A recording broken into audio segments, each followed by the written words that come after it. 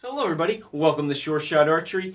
Anthony here, and in this video I'm going to be giving you my review of the Model 702 Spider Vanes, or as I'm probably going to reference them, the 702 Brady Vanes. These are the vanes that set the world record, and we're going to kind of answer this question. Do these vanes live up to the hype of the 702 score? An amazing score? Are these an amazing vane? Let's find out.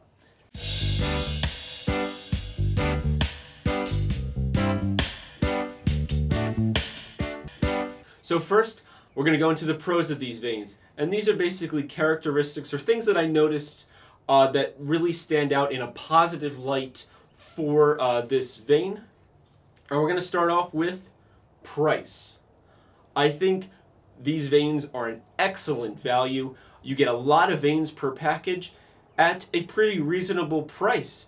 And when you really break down the cost of how many vanes you get to the price you pay, you get a really nice number that's not crazy high. There's some vanes out there that are costing over $1 a vane. This is way less than that. Around a 40-cent range or so.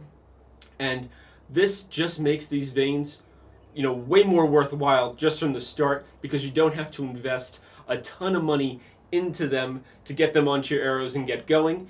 And once you get to shooting them, if you need to refletch, you have plenty of vanes to refletch your arrows without having to shell out more money right away to actually refletch your vanes, because you only get enough to barely do a dozen arrows. You get plenty from the Brady vanes, and I think that's a really excellent point. With that, the vanes themselves, they have a really unique profile, at least in my opinion. From all the vanes I've shot, you kind of get your standard, wave profile. And yeah, these have like a wave, profile to them, but they're higher. They're almost like a sail in a way. They definitely stick up higher in the middle than most vanes do. Most vanes have a much lower vane profile, especially for a spin wing type of vane that's going to be curled. So that was a really unique aspect of this vane, but I think it gave it some advantages. It seems to really start spinning very fast out of the bow. It catches the wind really well, and it really puts a good spin on your arrow. As you can see, they spin quite easily, and I think this is really beneficial for smoothing out your shot and just maintaining that accuracy down range, because as I've tested other vanes, it seems like the ones that don't spin so well sometimes are not the most forgiving. And I feel like because of the spin and just how well they react, I think these vanes are a pretty forgiving vane compared to some of the other ones on the market.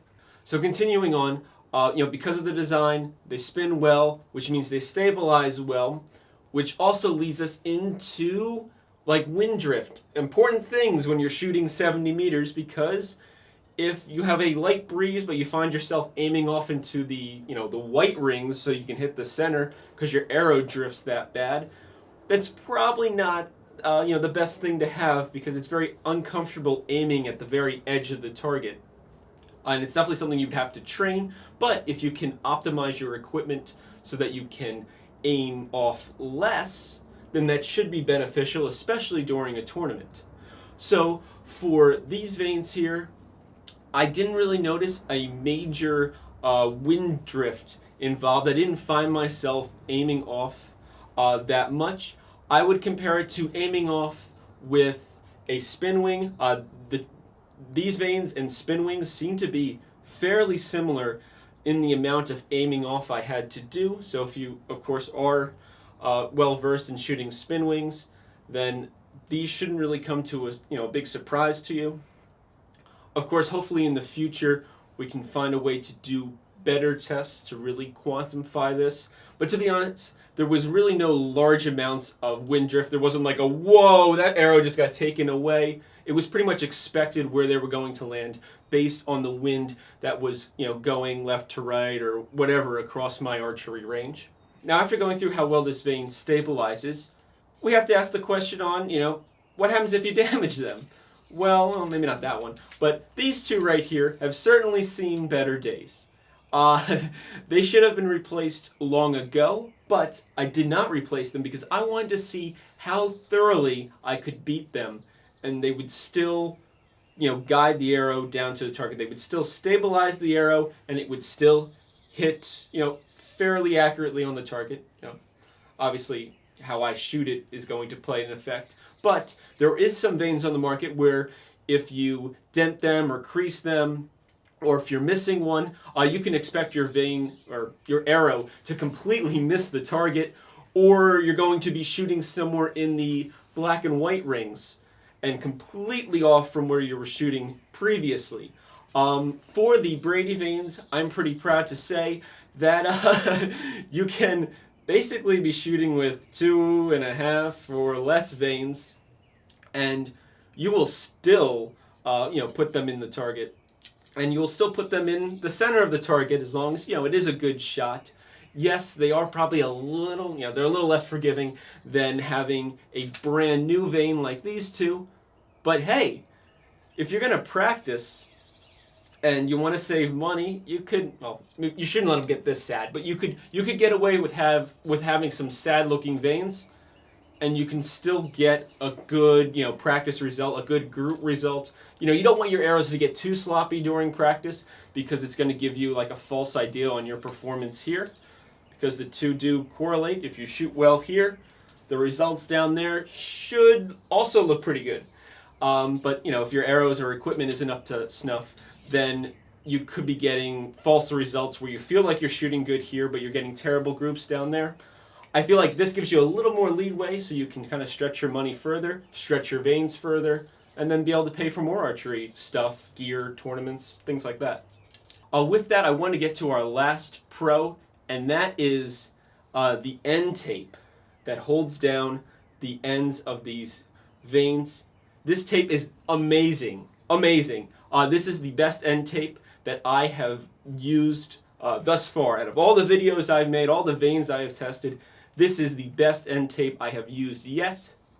It's really cool stuff. Yeah, it's basically pinstriping tape, but for some reason, it really seems to bond to itself a whole lot better. It kind of reminds me of plumber's tape that they use to make, to attach fittings better. I'm not a plumber, so I'm probably getting the lingo wrong on that, but it kind of reminds me of that because it kind of bonds to itself.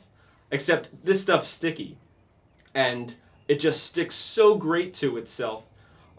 It's really hard to find a seam once you put it on, which could be a pain if you're trying to take them off. But at least they don't come unwrapped. I have used some veins in the past where their end tape sticks so poorly, or if you have them in the sun because you're shooting outdoors, they start to unwrap. This does not happen with the Brady 702 veins. The end tape on these is awesome. It's really impressive. Alright, so now for some cons, for some things that really stuck out to me. The first one is they were kind of hard to fletch. Now, I fletch these like I normally fletch spin wings or a lot of other veins. I take my Bitzenberger, slap the arrow in it, I draw all my lines, take it off, put all my tapes on. That stuff was all standard. The same as basically every other vein out there. But when I got to the individual fletchings, I noticed one side is curved and one side is straight. Okay, so maybe Brady and the company is trying to help you index the veins, because when you take them out of the package, it is kind of hard to tell what side is up and what side is down. But from my understanding, and for me checking Brady's arrows and things like that to make sure I had it right, it definitely looks like the flat side, the straight side, is at the bottom, and the curved side is at the top. Now, for me, I fletch my arrows top down because the down part, the bottom of the arrow, this line just runs infinitely. But the top, it has a set mark on where I need to start. But if my vein is rounded at the top, it's very hard to line that up easily. So it would be much easier to have this reversed. I would really like there to be a flat line on top, and you could leave it curved on the bottom. That way you can still like kind of index, which part of the vein is the top and which is the bottom. But then you have a straight line to line it up with that straight piece of tape. I don't know. I personally think that would work out better. Continuing with the tape, for the cons, it would be really nice if it laid perfectly flat. We'll have some close-ups here where you can actually see that there isn't a lot of contact with the arrow shaft and the vein. The veins don't come off; they stay perfectly still on the vein, but it just kind of seems a little inconsistent, and you get a leading edge here that sticks up from the arrow shaft that's not really necessary. And the last one of the cons, you probably saw this coming, is durability. I know they are listed as ultra soft veins, but I do have to kind of throw this into the review. They are definitely not that durable of a vein, but as I said previously, in the positives of these veins, you can get away with damaged veins. Don't do it in a tournament, but you can do it at home. It's it's kind of sad how quickly they do get beat up, depending on how tight a group you're shooting. But hey, at least it doesn't affect your group. So that one is kind of a wash, depending on how you look at it. That one's really up to you. All right, so that almost wraps up this review. Here are my final thoughts on these veins, with some critiques on what I would like to see improved. So the first one is definitely the veins themselves. If we can make them either both flat, top and bottom, or the top flat and the bottom curved, that way when we line up the vein to fletch it to the arrow with the tape that's on there, it would make fletching a lot easier and cleaner and just more consistent overall. I think it would be a lot more beneficial to the vein, not just from like the aesthetics of it, how it looks and how it feels, and just the fact that you wouldn't have any tape exposed, so the veins wouldn't stick together. But I really think there would probably be a slight performance gain on these arrows. Not that they were slow by any means. They were just as fast as my spin wings. So still a very quick vein, very consistent vein. But I think this would further help out these veins shine even more than they already do. And the last critique is durability. Again, as I said earlier, it kind of is what it is. They're already considered ultra soft veins, and maybe them being so soft is why they perform so well, and how Brady pulled off that 702. Besides, he's a man of a lot of archery skill. But your equipment, even at his caliber, is going to play a part, especially when you achieve something that has never been done before. No one's ever shot a 702. Yes, there's other high scores. There was a previous world record that was broken, but we now have a new standard.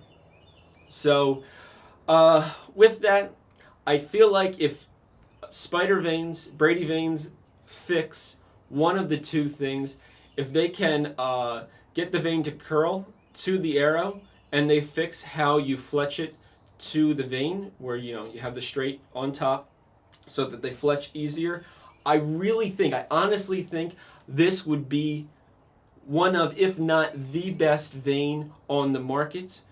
Already from all its pros, it's definitely up there, and it's definitely something that I am highly considering shooting all tournament season, because it definitely works well. But if those other characteristics that I don't find that positive were to get smoothed out, at least 2 of the 3 of them, I think this would be an amazing vein. All right, so there you have it. There is my review of the Model 702 spider veins, the Brady Ellison vein. Pretty awesome vein.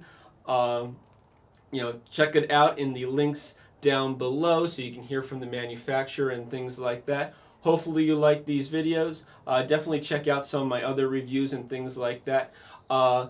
If you're interested, I do offer Sure Shot Archery t-shirts on the website. It's a great way to support this channel so that I can create more content for you. Because of the support of a subscriber, I was able to purchase these for testing and reviewing. That way I could bring it to you. So thank you. And thank you to my Patreons. And as always, happy shooting.